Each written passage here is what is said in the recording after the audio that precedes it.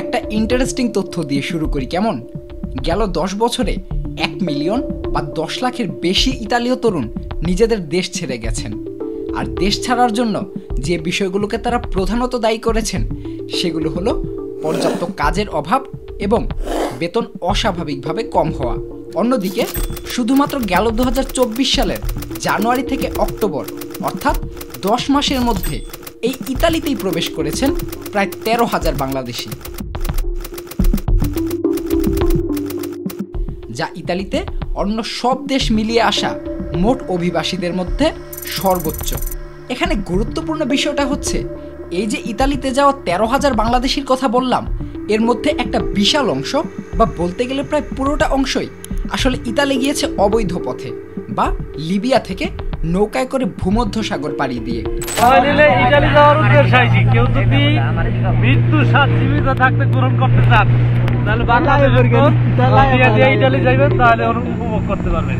এখন আপনার হয়তোবা মনে হতে পারে এই মানুষগুলো হয়তোবা খরচ বাঁচাতেই এই অবৈধ পথটাকে বেছে নিয়েছে, কিন্তু বাস্তবতা হলো নিরাপদে ইতালিতে পৌঁছে দেওয়ার পাশাপাশি চাকরি দেওয়ার মিথ্যে আশ্বাস দিয়ে এই মানুষগুলোর প্রত্যেকের কাছ থেকে নেওয়া হয়েছে 15 থেকে 25 লাখ টাকা। এখন আপনি যদি ভাবেন এই মানুষগুলো দুর্ভাগা, তাহলে আপনাকে জানিয়ে রাখি এই মানুষগুলোর চেয়েও আর অনেক বেশি দুর্ভাগাদের গল্পটাও আপনি জানতে পারবেন আজকের ভিডিওতে। যারা নিয়মিত পত্রিকা পড়েন অথবা সোশ্যাল মিডিয়াতেও চোখ বুলান, তাদের কাছে স্ক্রিনে আসতে থাকা এই নিউজগুলো বেশ পরিচিতই লাগার কথা। অবৈধভাবে ইতালি যাওয়ার পথে ভূমধ্যসাগরে ডুবে গিয়ে মৃত্যু, কিংবা দালাল চক্রের কাছে বন্দী হয়ে সীমাহীন নির্যাতন সহ্য করা। দুর্ভাগা অনেক বাংলাদেশি তরুণদের এমন করুণ নিয়তির খবর প্রায়ই আমাদের সামনে আসে। কিন্তু ভয়াবহ এই পরিণতি পর্যন্ত আসতে এসব হতভাগ্য তরুণদের সাথে পর্দার আড়ালে আসলে ঠিক কি ঘটে, এই ভিডিওতে অবৈধভাবে ইতালি পাড়ি দেওয়ার পুরো প্রক্রিয়াটাকেই বিশদভাবে তুলে ধরার চেষ্টা করবে আইডিয়া লেন্স। অবৈধভাবে ইতালি যাত্রার শুরুটাই হয় মিথ্যে আশা আর প্রলোভন দিয়ে। বর্তমানের এই ডিজিটাল যুগে ঢাকা থেকে একেবারে ইতালি পর্যন্ত নিরাপদে নিয়ে যাওয়ার মিথ্যে প্রলোভন দেওয়ার জন্য রয়েছে হাজার হাজার ফেসবুক এবং হোয়াটসঅ্যাপ গ্রুপ। একবার ফাঁদে পা দেওয়ার পর বিশ্বাসযোগ্যতা অর্জন করতে দালাল চক্র প্রায়ই বলে যে পুরো পথটাই তাদেরকে নেওয়া হবে বিমানে, পানির কোনো সিস্টেমই নেই। এই ধরনের চটকদার আশা দিয়ে তাদের কাছ থেকে শুরুতে আদায় করে নেওয়া হয় 12 থেকে 16 লাখ টাকা। এই ধরনের চুক্তির আবার নামও আছে, একে দালাল চক্রের ভাষায় বলা হয় বডি কন্ট্রাক্ট। কিন্তু টাকা দেওয়া মানুষগুলো হয়তো বুঝতেও পারে না তাদের যন্ত্রণা আর চূড়ান্ত কষ্টের শুরুটা হলো মাত্র। ঢাকা থেকে ইতালি নিয়ে যাওয়ার জন্য দালাল চক্র যে রুটটা ব্যবহার করে সেটা বিদেশগামীদেরকে লিবিয়াতে নিয়ে যাওয়াটা খুবই গুরুত্বপূর্ণ। কেননা যুদ্ধ বিধ্বস্ত লিবিয়া থেকে ভূমধ্যসাগরকে ব্যবহার করেই বিদেশগামীদেরকে ইতালি পাঠানোর ব্যবস্থা করে দালাল চক্র। কিন্তু আগে তো লিবিয়া পর্যন্ত পৌঁছাতে হবে। লিবিয়া পর্যন্ত পৌঁছাতে ঢাকা থেকে বিদেশগামীদের প্রথমে নেওয়া হয় দুবাই কয়েকদিন রেখে তারপর তাদের পাঠানো হয় তুরস্ক কিংবা মিশরে। এরপর সেখান থেকে তাদের পাঠানো হয় মূল জায়গায় অর্থাৎ লিবিয়ায়। প্রতিটি দেশেই থাকে দালাল চক্রের নিজস্ব লোক। ঢাকা থেকে লিবিয়া পর্যন্ত লম্বা এই যাত্রাটা ক্লান্তিকর হলেও এই পথে বিপদের সম্ভাবনা খুব একটা নেই।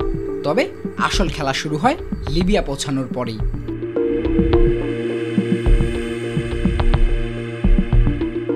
এখন আপনি কি ভাবছেন, লিবিয়া যেহেতু পৌঁছানো গেছে বাকি পথটাও কোনো না কোনোভাবে পাড়ি দেওয়া যাবে? এখানেই ভুলটা করছেন। লিবিয়া পৌঁছানোর পরেই বিদেশগামীদের ভাগ্যে মোটামুটি 2টি বিষয় ঘটে। 1, লিবিয়াতেই আটকে পড়া। 2, স্বপ্নের ইতালির উদ্দেশ্যে নৌকায় চড়তে পারা। প্রথম বিষয়টা অর্থাৎ লিবিয়াতে আটকে পড়ার বিষয়টা বুঝিয়ে বলি। লিবিয়াতে পৌঁছানোর পর সবাইকে রাখা হয় গেম ঘর নামের একটি স্থানে, অর্থাৎ যে ঘর থেকে গেমের উদ্দেশ্যে যাত্রা করা হবে। এখন আপনার মনে প্রশ্ন আসতে পারে, এই গেম জিনিসটা আবার কি? মূলত ছোট ছোট নৌকার মাধ্যমে উত্তাল ভূমধ্যসাগর পাড়ি দিয়ে ইতালির উদ্দেশ্যে অনিশ্চিত যাত্রাটাকেই গেম বলা হয়। মূলত এই গেম ঘরে আসার পরেই অনেকেই বুঝতে পারেন ঢাকা থেকে ইতালি পর্যন্ত সম্পূর্ণ পথ বিমানে নিয়ে যাওয়ার বিষয়টি ছিল একদম ধাপ্পাবাজি। কিন্তু ততক্ষণে অনেক দেরি হয়ে গেছে এবং ইতোমধ্যেই 15 থেকে 16 লাখ টাকা খরচ করে ফেলা এই মানুষগুলোর সামনে গেম দেওয়া ছাড়া খুব বেশি বিকল্পও খোলা থাকে না আসলে। কিন্তু যদি আপনাকে বলি অনেকের আবার এই গেম দেবার মতো ভাগ্যটাও হয় না, অর্থাৎ লিবিয়াতে এসেও স্বপ্নের ইতালি স্বপ্নই থেকে যায়। বিষয়টা বুঝিয়ে বলি। লিবিয়াতে আসার পরেই দালালদের চেহারা পাল্টাতে শুরু করে। একটু আগে যে গেম ঘরের কথা বললাম এগুলো কিন্তু অনেকটা খুপড়ি ঘরের মতো, আর সেই খুপড়ি ঘরেই নাভিশ্বাস তোলার মতো অবস্থা করে রাখা হয় 100 থেকে 150 জন অভিবাসন প্রত্যাশীকে। বৈধ কোনো কাগজপত্র না থাকায় সেই খুপড়ি ঘরের বাইরে একেবারেই যাওয়া যায় না। এবার আসি খাওয়ার প্রসঙ্গে। 300 লোকের তো টয়লেট ছিল একটা টয়লেটে 300 লোক। খাবার আমাদের নাই, টয়লেট কীভাবে আসবে? প্রতিটা মানুষের সারা শরীরে 2-5 টাকা ঘুরে গেছিল। যাদের ভাগ্য নিতান্তই ভালো তারা নিয়মিতভাবে দিনে একবার করে খেতে পায়। আর খাবারের পদ বলতে একটা রুটি, লিবিয়ান ভাষায় যেটা নাম হচ্ছে খবজা, আর সাথে এক টুকরো টুনা মাছ। আর যাদের ভাগ্য খারাপ তাদের টানা 2 থেকে 3 দিন খাবার না পাওয়ার ঘটনা খুবই স্বাভাবিক। যেটুকু পানি দেওয়া হয় তা থেকে বোতলের ক্যাপের বা ছিপির সমপরিমাণ পানি খেতে পায় এক একজন। সেই সাথে অসহনীয় গরম, উকুন আর ইঁদুরের চূড়ান্ত যন্ত্রণায় রাতের পর রাত না ঘুমাতে পারাটাও একটা রুটিন হয়ে ওঠে। আর ওইখানে যে কি মর্মান্তিক অবস্থা ছিল সেটা একমাত্র আল্লাহ জানে, আর আমি জানি যে আমি যে ভোগ করছি আমি জানি। মৃত্যু ছাড়া অন্য কোনো উপায় ছিল না। একদম মৃত্যুটা ছিল হাতের নাগাল, এরকম একটা ব্যাপার। মানে একটা সেকেন্ডটা মনে হইতো না যাই বাঁচবো। সেই সাথে কথায় কথায় শারীরিক অত্যাচার আর গেম দেওয়ার জন্য অনন্ত অপেক্ষা, এভাবেই কেটে যেতে থাকে দিনের পর দিন, কখনো তা বছরে গিয়ে গড়ায়। এর মধ্যেই তাদের গেম দেওয়ার স্বপ্নটাও অনিশ্চিত, কেননা তারা মূলত একটা দালাল চক্রের কাছে গেম ঘর নামক একটি স্থানে আটকা পড়ে গেছেন। আগেই 10 থেকে 12 লাখ টাকা নিয়ে রাখা এই দালালেরা গেম দেওয়ানোর জন্য কিংবা এই বন্দি দশা থেকে মুক্তি দেওয়ার জন্য নতুন করে টাকা চাইতে আরম্ভ করে অভিবাসন প্রত্যাশীদের কাছে। গেম ঘরে আটকে পড়া দুর্ভাগা মানুষগুলো বুঝতে পারেন দেশ থেকে হাজার হাজার কিলোমিটার দূরের এই নির্জন খুপড়ি ঘরে তারা একেবারেই একা। একজোট এই দালাল চক্রের বিরুদ্ধে কিছুই করার নেই তাদের। এর মধ্যেই নির্যাতন বাড়তে থাকে। ইতোমধ্যে বিপুল অঙ্কের টাকা দিয়ে প্রায় নিঃস্ব হয়ে পড়া এই মানুষগুলোর পরিবারের কাছে গেম দেওয়ানোর জন্য অথবা কখনো কখনো এই গেম ঘর থেকে মুক্তি দেওয়ার জন্য মুক্তিপণ হিসেবে চাওয়া হয় আরও টাকা। কখনো তা 5 লাখ, কখনো 10 লাখ, কখনো 20 কিংবা 25 লাখ টাকা চাওয়ারও নজির আছে। অবস্থার ভয়াবহতা বুঝাতে পরিবারের কাছে ভিডিও কল দিয়ে পরিবারের মানুষের সামনে করা হয় অকথ্য নির্যাতন। কখনো মুখে স্কচ টেপ বেঁধে নিয়ম করে প্রতিবেলা পিটিয়ে নিয়ম করেই তা আবার পাঠানো হয় বাড়ির লোকেদের কাছে। কাছের মানুষের এমন নির্মম অবস্থা সহ্য করতে না পেরে ভিটে মাটি বিক্রি করে অনেকেই দালালদের দাবি পূরণও করেন।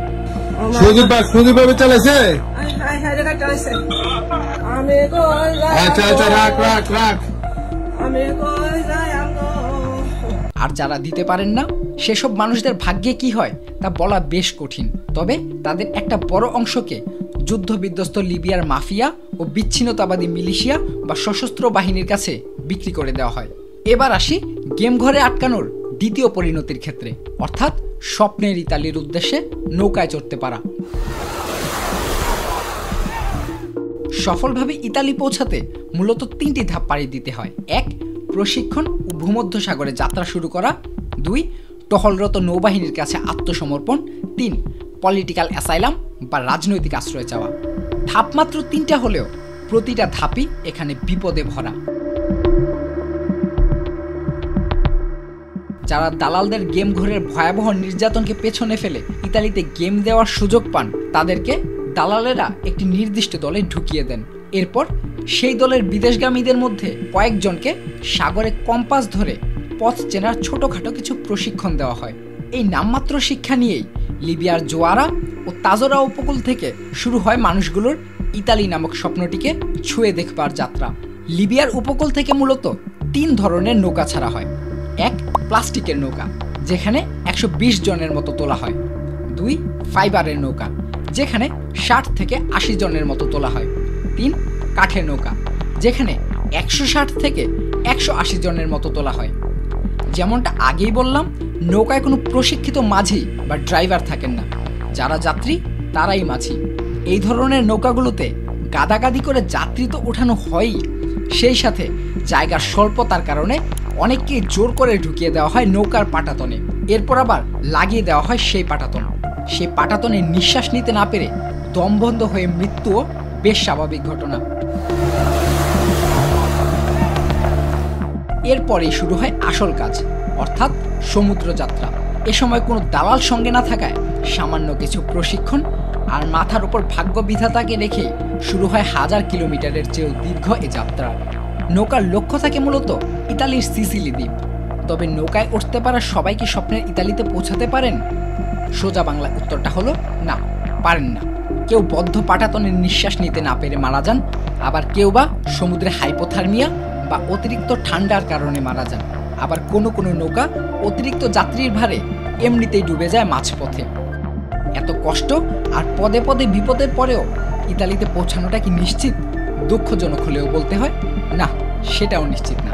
ভূমধ্য সাগরের সুবিশাল জলরাশিতে সীমিত তেল বা ডিজেল নিয়ে অপরিপক্ক হাতে নৌকা চালাতে গিয়ে কম্পাস দিয়ে ঠিকঠাক দিক নির্ণয় না করতে পেরে নৌকা ডুবে গিয়ে ইতালি নামক স্বপ্নের সলিল সমাধি হয়ে যাওয়াটা বেশ স্বাভাবিক ঘটনা। অনেকেই আবার দিক ঠিক রাখতে না পেরে সিসিলি দ্বীপের পরিবর্তে চলে যায় দ্বীপরাষ্ট্র মাল্টায়, যেখানে আইনশৃঙ্খলা বাহিনীর হাতে ধরা পড়া মাত্রই তারা আবার সবাইকে ফেরত পাঠায় লিবিয়ায়। অর্থাৎ স্বপ্নের কাছাকাছি এসে আবার সেই শূন্যে ফিরে যেতে হয়, শূন্য থেকেই শুরু করতে হয়। অনেক সময় চলতি পথেই ধরা পড়তে হয় বিভিন্ন দেশের কোস্ট গার্ডের কাছে, যারা তাদের আটক করে পাঠিয়ে দেয় লিবিয়া অথবা তিউনিসিয়ায়, যেখানে তাদের স্থান মেলে অন্ধকার কারাগারে। আর যারা অতি ভাগ্যের জোরে এই প্রথম ধাপ অতিক্রম করে ইতালির সিসিলি দ্বীপে পৌঁছাতে সক্ষম হন, তাদের জন্য অপেক্ষা করে দ্বিতীয় ধাপ। এ ধাপে নৌকার যাত্রীরা ইচ্ছে করেই সমুদ্রে টহলরত ইতালির নৌবাহিনীর কাছে আত্মসমর্পণ করেন, যেখান থেকে তাদের পাঠানো হয় কারাগারে। কারাগার থেকে শুরু হয় তৃতীয় ধাপের পরিকল্পনা। তৃতীয় ধাপ হলো পলিটিক্যাল অ্যাসাইলাম বা রাজনৈতিক আশ্রয় চাওয়া। ইতালির আইন শৃঙ্খলা বাহিনীর পাশাপাশি অনেক মানবাধিকার সংগঠন উদ্ধার হওয়া অভিবাসীদের রাজনৈতিক আশ্রয় চাওয়ার সুযোগ করে দেয়। সেই অনুমোদন গৃহীত হলে ইতালিতে থাকতে শুরু করেন তারা। আর যাদের আবেদন বাতিল হয়ে যায় তাদেরকে ইতালি ছেড়ে বাংলাদেশে ফেরত আসতে 1 সপ্তাহ সময় বেঁধে দেয় ইতালীয় পুলিশ।